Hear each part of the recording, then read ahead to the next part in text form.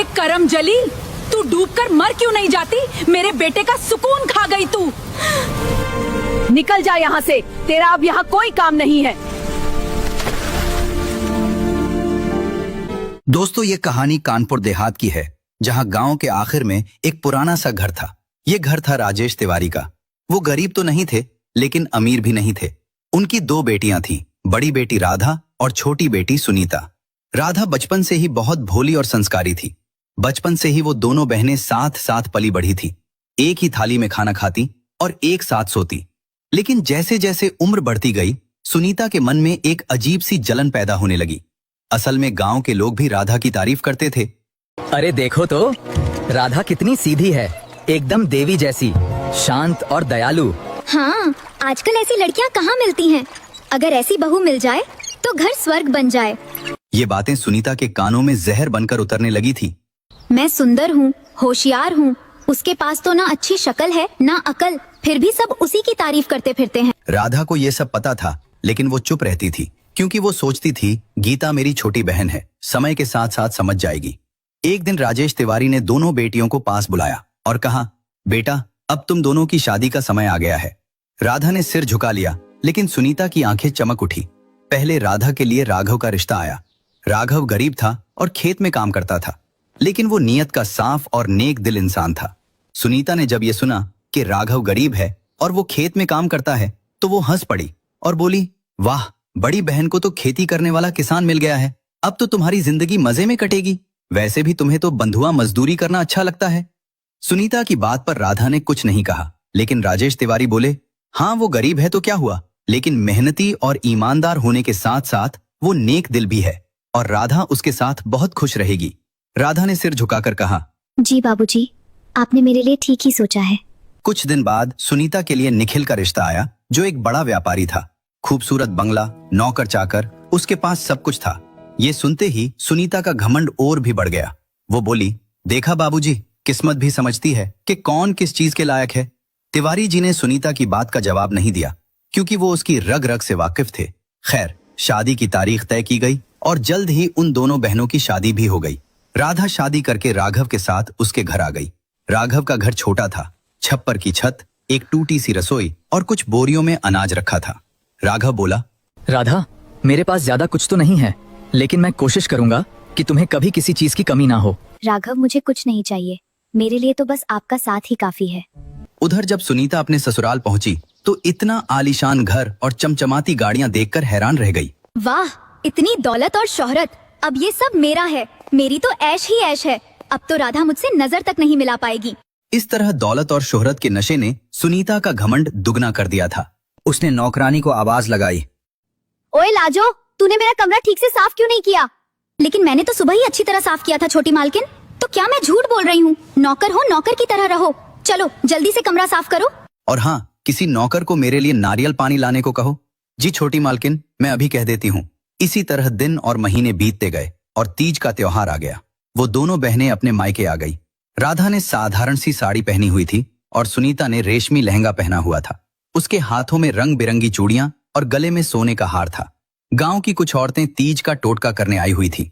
तभी सुनीता ने अपनी बहन का मजाक उड़ाते हुए कहा, और बताओ राधा, क्या चल रहा है? राघव जीजू खाना भी देते हैं या नहीं? अरे मैं तो भूल ही गई, उनके यहाँ तो खुद खाने के लाले पड़े हुए हैं, वो तुझे कहाँ से खिलाएंगे? सुनीता की कड़वी बातें सुनकर राधा का दिल टूट गया, लेकिन अपनी बहन को नीचा दिखाकर सुनीता को बड़ा मजा आ रहा था। दिन ढलने तक दोनों बहनें अपने अपने ससुराल लौट गईं। दिन बीत रहे थे, लेकिन राधा की जिंदगी आसान नहीं थी। वो सुबह सूरज निकलने से पहले उठती, चूल्हा जलाती, खाना बनाती और फिर पति राघव के साथ खेत चली जाती। वहां दिन भर मेहनत करती। शाम होते होते राधा थक कर चूर हो जाती थी, लेकिन उसने कभी शिकायत नहीं की। एक दिन राघव ने उससे पूछा, राधा, क्या तुम मुझसे नाराज हो, क्योंकि मैं तुम्हें वो आराम की जिंदगी नहीं दे पा रहा जिसके बारे में तुमने सोचा होगा? राधा बोली, अरे नहीं नहीं, आप ऐसी बातें क्यों कर रहे हैं? मुझे आप जैसा इतना प्यार करने वाला पति मिला है, मुझे और क्या चाहिए? जब हम दोनों साथ हैं तो ये मुश्किल वक्त भी गुजर जाएगा। राघव बोला, अच्छा चलो, आज का खाना मैं बनाता हूँ, तुम बैठकर आराम करो।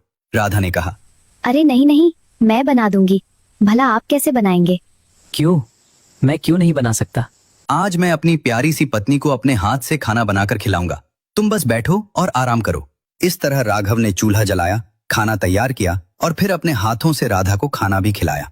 एक तरफ जहां राघव अपनी पत्नी राधा से बहुत प्यार करता था, वहीं दूसरी तरफ सुनीता को पूरा ऐशो आराम मिल रहा था। लेकिन उसे एक चीज की कमी खलने लगी थी और वो था पति का प्यार और इज्जत। एक दिन जब सुनीता नहाकर बाहर आई तो सिर पर पल्लू रखना भूल गई। तभी उसकी सास ने उसे देख लिया। उसने सुनीता को डांटते हुए कहा, अरे तूने मायके से कुछ सीखा नहीं क्या कि घर में बहू कैसे रहती है? तुझे कुछ तौर तरीके पता है कि नहीं? अरे तू अब लड़की नहीं रही, इस घर की बहू बन चुकी है। कम से कम इसकी मर्यादा का ख्याल तो रख। सुनीता ने धीरे से कहा, माँ जी मुझसे गलती हो गई, मैं आगे से ध्यान रखूंगी। कमला ने उसे डांटते हुए कहा, अरे क्या खाक ध्यान रखेगी? पता नहीं उन्होंने क्या देखकर तुझ जैसी 2 कौड़ी की लड़की से मेरे फूल से बेटे की शादी कर दी। गरीब गवार कही की। अपनी सास की बात सुनकर गीता का दिल टूट गया। उसने जो ऐशो आराम चाहा था वो तो उसे मिल गया था, लेकिन उसके बदले में उसके हिस्से का प्यार और इज्जत छिन गई थी। शुरुआत में सुनीता की जिंदगी किसी रानी से कम नहीं थी। महंगी साड़ियां, गहने, नौकर चाकर। लेकिन धीरे धीरे उसे एहसास होने लगा कि पति के प्यार बिना ये सब चीजें अधूरी हैं। निखिल दिन भर दुकान पर रहता, शाम को थका हारा हुआ घर आता और खाना खाते ही सीधा सोने चला जाता। इससे परेशान होकर एक दिन सुनीता ने कहा, तुम मेरे लिए समय क्यों नहीं निकालते? निखिल ने सुनीता की बात सुनकर सख्त लहजे में जवाब दिया, औरत हो औरत की तरह रहो, ज्यादा सवाल जवाब मत किया करो। तुम्हें ऐशो आराम मिल रहा है, यही बहुत है। सुनीता, जिसे अपनी खूबसूरती पर घमंड था, निखिल की बात सुनकर उसका घमंड चकनाचूर हो गया। कुछ दिन ऐसे ही गुजरते गए और एक दिन पता चला कि निखिल का एक बड़ा ऑर्डर कैंसिल हो गया है और कारोबार में बड़ा भारी नुकसान हो गया है। निखिल ने बताया, माँ, दुकान में बहुत बड़ा नुकसान हो गया है। हमें जो बड़ा ऑर्डर मिला था, अब अचानक से क्लाइंट ने मना कर दिया है। उस पर हमने कर्ज लेकर भारी इन्वेस्टमेंट की थी। अब हम बुरी तरह कर्ज में डूब चुके हैं। कमला ने हौसला बढ़ाया, बेटा तू चिंता मत कर, जल्द ही सब ठीक हो जाएगा। बिजनेस में तो ऊंच नीच होती रहती है। लेकिन जैसे जैसे दिन बीतते गए, निखिल की दुकान पर कर्ज बढ़ने लगा। लोगों ने उधार समय पर वापस नहीं किया तो निखिल का पैसा फंस गया। अब उसकी सास कमला का लहजा भी बदल गया। बहू, अब श्रृंगार कम करो, घर के हालात को समझो और ये गहने मुझे दे दो, जरूरत पड़ने पर काम आएंगे। इस तरह सुनीता ने अपने सारे गहने उतारकर अपनी सास को दे दिए। जो सुनीता एक रानी की तरह रहती थी, अब उसके हालात अचानक से एक नौकरानी की तरह हो गए थे। उधर राघव ने एक बड़ा फैसला लिया। उसने कहा, राधा, अब हम सिर्फ फसल पर निर्भर नहीं रह सकते, अब हमें कुछ और भी करना होगा। राधा ने भी राघव का हौसला बढ़ाया और कहा, जी जैसा आप सही समझे, मैं आपके हर फैसले में आपके साथ हूँ। राघव ने कहा, तो फिर ठीक है राधा, मैं शहर में एक छोटी सी दुकान किराए पर ले लेता हूँ। हम खेत में ताजा फल और सब्जियां उगाकर वहां बेचा करेंगे। इससे हमें मंडी से कई गुना ज्यादा मुनाफा होगा। राधा ने मुस्कुराते हुए कहा, यह बहुत अच्छा है जी, आप चिंता न करें, मैं आपके साथ हूँ, हम खूब मेहनत करेंगे। इस तरह उन दोनों ने मिलकर सब्जियां उगाना शुरू किया और राघव उन्हें मंडी में बेचने की बजाय शहर के बाजार में ले जाकर बेचने लगा। एक शाम जब राघव सब्जियां बेचकर वापस घर आया तो उसने आवाज लगाई, अरे राधा, जरा बाहर तो आओ। राघव की आवाज सुनकर राधा घर से बाहर आई तो उसने देखा राघव के हाथ में बैग लटके हुए हैं। उसने पूछा, क्या बात है, आज आप बहुत खुश लग रहे हो। राघव ने मुस्कुराते हुए कहा, अरे राधा, खुशी की ही तो बात है। तुम्हें पता है, आज मैं 10,000 की सब्जियां बिक गई। राधा बोली, ये तो बहुत खुशी की बात है। अगर ऐसे ही चलता रहा तो हम जल्द ही अमीर हो जाएंगे। हाँ सीता, लेकिन ये सब तुम्हारी वजह से ही हो पाया है। अगर तुम मेरे साथ न होती तो शायद मैं ये कभी नहीं कर पाता। राधा बोली, अजी ये भी कोई कहने की बात है? मैं आपकी पत्नी हूँ और आपके हर फैसले में आपके साथ हूँ। अच्छा ये सब छोड़िए, पहले ये बताइए आपके हाथों में ये क्या है? राघव ने कहा, पहले अंदर तो चलो, फिर बताता हूँ। वो दोनों घर के अंदर आ गए। राघव दोनों बैग राधा के हाथ में देते हुए कहता है, राधा, ये मेरी तरफ से तुम्हारे लिए पहला गिफ्ट है। जब राधा ने बैग खोलकर देखा तो उसमें 2 बहुत ही सुंदर साड़ियां थी। राधा ने पूछा, क्या ये मेरे लिए हैं? राघव ने कहा, नहीं, पड़ोस वाली के लिए है। ये सुनकर राधा के चेहरे पर हल्का सा गुस्सा आ गया। ठीक है फिर, उसे ही जाकर दे दो और मुझसे बात मत करो। राघव ने मुस्कुराते हुए कहा, अरे मेरी राधा, मजाक कर रहा हूँ, ये सब तुम्हारे लिए ही है। भला हमारी नजरें आपके अलावा किसी और को देख सकती हैं क्या? ये सुनकर राधा भी मुस्कुरा देती है। इस तरह राघव की धीरे धीरे अच्छी कमाई होने लगी। राधा ने पैसों का हिसाब रखना शुरू कर दिया। उसने एक एक रुपया बचाना शुरू कर दिया। गरीबी अभी भी थी, लेकिन किसी चीज की कमी नहीं थी, क्योंकि अब उनकी कमाई उनकी जरूरतों से काफी ज्यादा होने लगी थी। कुछ दिन बाद जब उन दोनों बहनों की माँ की बरसी थी तो दोनों बहनें अपने मायके आईं। इस बार दोनों ने ही सादा सी साड़ियां पहनी हुई थी। राजेश जी ने पूछा, अरे बेटा कैसी हो तुम दोनों? सुनीता झट से बोली, मैं तो एकदम ठीक हूं पिताजी, भला मुझे क्या होगा? लेकिन राधा का पता नहीं, सारे दिन मजदूरी करके इसका तो बुरा हाल हो जाता होगा। राधा ने मुस्कुराते हुए कहा, नहीं नहीं छोटी बहन, अब ऐसी कोई बात नहीं है। राघव ने नया बिजनेस शुरू किया है और भगवान की दया से सब बहुत अच्छा चल रहा है। जल्द ही हम नया घर भी लेने वाले हैं। ये सुनकर सुनीता की जलन और ज्यादा बढ़ गई। कुछ दिन बाद निखिल की आर्थिक स्थिति और खराब हो गई। घर के गहने जेवरात सब बिक गए और नौकर हटा दिए गए। सास का गुस्सा अब सुनीता पर निकलने लगा। वो दिन रात सुनीता को ताने मारने लगी। अरे कलमुही, तेरे मायके से कुछ मदद क्यों नहीं मांग लेती? अपने बाप से बोल कि अपने दामाद की थोड़ी मदद कर दे, ताकि तेरे पति की परेशानी थोड़ी कम हो जाए। सुनीता ने धीरे से कहा, लेकिन माँ जी, मेरे पिता तो एक साधारण से किसान हैं। उनके पास कोई धन दौलत नहीं है और जो थोड़े बहुत पैसे उनके पास थे वो भी उन्होंने हमारी शादी में लगा दिए थे। वो कहां से हमारी मदद कर पाएंगे? सास बोली, हमने तुझसे निखिल की शादी करके बहुत बड़ी गलती कर दी। अगर किसी अच्छे खानदान में की होती तो आज कम से कम वो निखिल की मदद तो करते। ये सुनकर सुनीता को बहुत बड़ा धचका लगा। उसे महसूस हुआ कि जिस दौलत और शोहरत को देखकर उसे घमंड हो रहा था, वो सब उसे सिर्फ एक कुत्ते की तरह मिल रहा था। इस तरह उन दोनों बहनों की जिंदगी एक नया मोड़ ले रही थी। जहां राधा की जिंदगी खुशहाली की ओर बढ़ रही थी, वहीं दूसरी तरफ गीता की जिंदगी धीरे धीरे तबाही की ओर बढ़ती जा रही थी। एक रात जोर की बारिश हो रही थी। सुनीता रसोई के एक कोने में बैठी थी। रो रोकर उसकी आंखें सूजी हुई थी। पीछे से सास की आवाज उसके कानों में गूंज रही थी, अरे करमजली, तू डूबकर मर क्यों नहीं जाती? मेरे बेटे का सुकून खा गई तू। हमारे घर को बर्बाद करके रख दिया है तूने। न मायके से पैसा लाई, न किस्मत लाई। कुलक्षणी है तू। निखिल ये सब सुनता था लेकिन चुप रहता था। उसकी चुप्पी सुनीता के लिए सबसे बड़ा तमाचा थी। उसे ऐसा लगने लगा था जैसे उसका पूरा अस्तित्व ही मिट्टी में मिल गया है। अगली सुबह निखिल की दुकान पूरी तरह बंद हो गई। कर्जदार दरवाजे पर खड़े थे। अब घर बिकने की नौबत आ गई थी। सास ने घूरते हुए कहा, तू अपने मायके चली जा कुल्टा, यहाँ अब तेरा कोई काम नहीं है। हमारे पास तुझे बिठाकर खिलाने के लिए पैसे नहीं है। अब सुनीता का घमंड पूरी तरह टूट चुका था। वो बिना कुछ कहे अपना सूटकेस लेकर रोते हुए मायके की तरफ निकल पड़ी। जब सुनीता अपने मायके पहुंची तो राजेश तिवारी उसे देखकर चौंक गए। बेटा सुनीता, क्या हुआ? तू अकेली क्यों आई है और तेरी आंखों में आंसू क्यों हैं? क्या हुआ मेरी बच्ची? अपने पिता की आवाज सुनते ही सुनीता फूट फूट कर रोने लगी। बाबूजी, मैं हार गई। उन्होंने मुझे घर से निकाल दिया है। उनके लिए मैं एक नौकरानी से ज्यादा कुछ नहीं थी। मैं बेघर हो गई पिताजी। अब मैं कहीं की नहीं रही। उन्होंने सुनीता का हौसला बढ़ाया और कहा, कोई बात नहीं मेरी बच्ची, तू रो मत। तेरा बाप अभी जिंदा है। चल तू अंदर चल।